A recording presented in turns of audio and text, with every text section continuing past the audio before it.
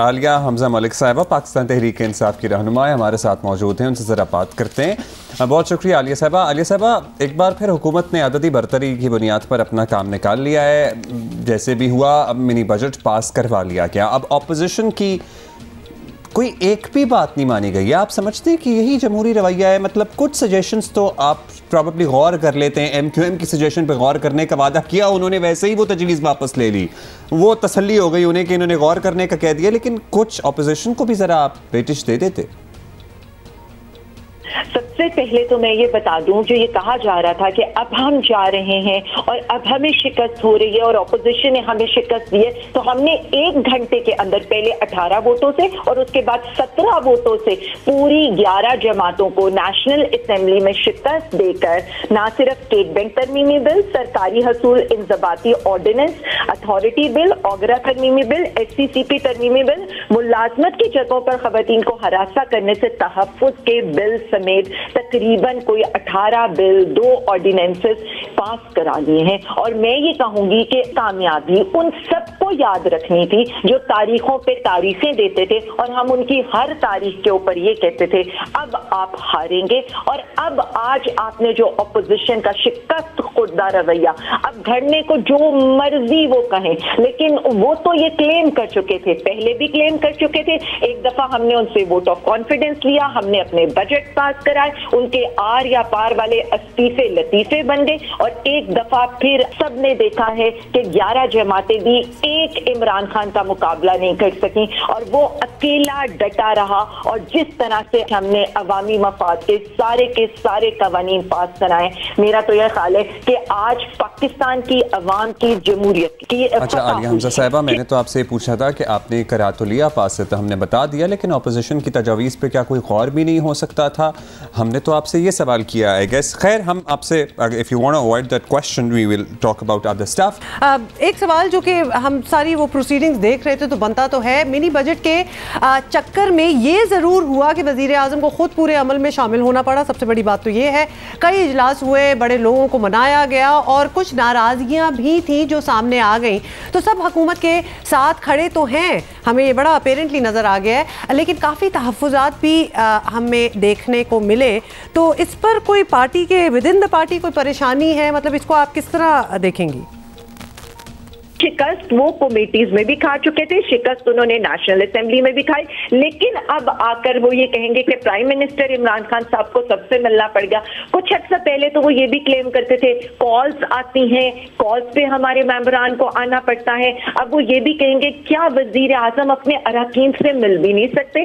किसी की नाराजगी नहीं थी। और मैं एक बात बता दूं सबकी यादाश्त के लिए, मिनी बजट के लिए कोई ऐसा नहीं होता कि अगर आप इसमें ना आए तो आपका, जैसे बजट के अंदर अगर कोई मेंबर एब्सेंट होगा तो जाहिर है उसके अगेंस्ट एक एक्शन हो सकता है, लेकिन मिनी बजट में ऐसी कोई कंपल्शन नहीं थी, इसलिए कुछ नहीं कहा जा सकता, ना किसी को प्रेशराइज किया गया, ना किसी से को खास मुलाकातें की गई हैं। हाँ, हमने MQM के सारे तहफ़्फ़ुज़ात सुने, अवामी मफाद पे हम हर एक की बात सुनेंगे, चाहे वो अपोजिशन ही क्यों नहीं होगी, लेकिन बात सिर्फ इतनी है, तहफ़्फ़ुज़ात सुनना, उनको हल करना और as a prime minister Imran Khan साहब अरकान से मिलना उनका हक है। ना किसी की कोई नाराजगी थी, ना कोई वहां पर कोई ऐसी चीज सामने आई। बहुत ही जिसे कहें जज्बे के साथ तहरीक इंसाफ के सारे अरकान मौजूद थे। इमरान खान जिंदाबाद के नारे लगे, इमरान खान तेरे जानिसार, बेशुमार के नारे लगे और बड़े ही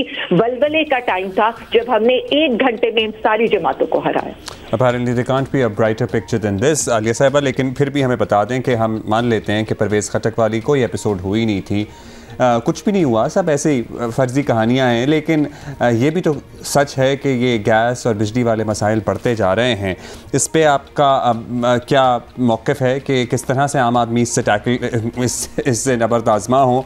और इन सारी चीज़ों के बावजूद वज़ीर आज़म साहब कैसे मुतमईन हैं शौकत तरीन साहब और हम्माद अज़हर साहब की परफॉर्मेंस से? प्लीज़ ज़रा बताइएगा, ये समझा दें, इनफैक्ट हमें रहनुमाई करें हमारी आप। देखिए जी, मैं एक बात बता दूं, जो तो खट्टक साहब हैं, खट्टक साहब खुद ऑन रिकॉर्ड आकर बयान दे चुके हैं कि ऐसी कोई बात नहीं हुई है। अब इस चीज को जिस तरह से हम ट्विस्ट करना चाहें ट्विस्ट करें। मैं तो सिर्फ इतना कहूंगी, प्राइम मिनिस्टर इमरान खान साहब बिल्कुल एक सीना तान के वैसे ही खड़े हुए थे जैसे उन्होंने ऑपोजिशन में 30 जिसे कहते हैं मेंबर्स के साथ पूरी की पूरी हुकूमत को जो है वो एक टांग पर खड़ा किया हुआ था। पाकिस्तान में गैस के ज़खायर दुनिया में 25वें नंबर पर है, जबकि हमारा जो पाइप नेटवर्क है वो दुनिया में दूसरे नंबर पर है। यानी हमसे ज्यादा बड़े गैस रखने वाले ज़खायर के मुल्कों ने भी इतना बड़ा नेटवर्क पाइप का नहीं बिछाया, क्योंकि ऐसे नहीं होता। गैस के ज़खायर डिप्लीट कर रहे हैं। अभी नए कनेक्शन हम ये नहीं कर सकते कि हम अवाम को एक धोखा दें, जिस तरह से PMLN ने 2018 के इलेक्शन से पहले दिया कि उन्होंने गैस पाइपलाइंस बिछा दिए, मंसूबे अप्रूव कर दिए, बट ना उनके लिए पेमेंट की। यानी मैं अगेन ये कहूं कि उनके ख्वाब तो उन्होंने देख लिए, लेकिन अब हमें आके उनकी तकमील करनी पड़ी है। अब नए कनेक्शंस का उन्होंने जैसे कहे ना सेल मेला लगा दिया। अब ये हुआ कि गैस की शॉर्टेज, क्योंकि गैस के ज़खायर कम हो रहे हैं, तो हमने गैस की नई स्कीम्स पर पाबंदी लगाई है। हम दो काम करें, हम ये करें कि नए गैस के ज़खायर ढूंढे जाएं। इंपोर्टेड गैस को मिक्स करने के लिए हुकूमत नया कानून लेकर आ रही है ताकि हम अवाम को और बेहतर तौर पर गैस सप्लाई कर सके। तो मेरा तो नहीं ख्याल कि ये किसी भी मिनिस्ट्री का या किसी भी मिनिस्टर की परफॉर्मेंस है, ये तो एक आम आदमी को भी बात समझ में आ रही है। Alright, thank you very much हमसे बात करने का आलिया हमजा मलिक साहिबा। और बड़ा स्ट्रांगली आपने, you are a very good representative of your party, because आप बड़ा स्ट्रांगली बिलीव भी करती हैं और बड़ा अच्छा आप पोर्ट्रे भी करती हैं।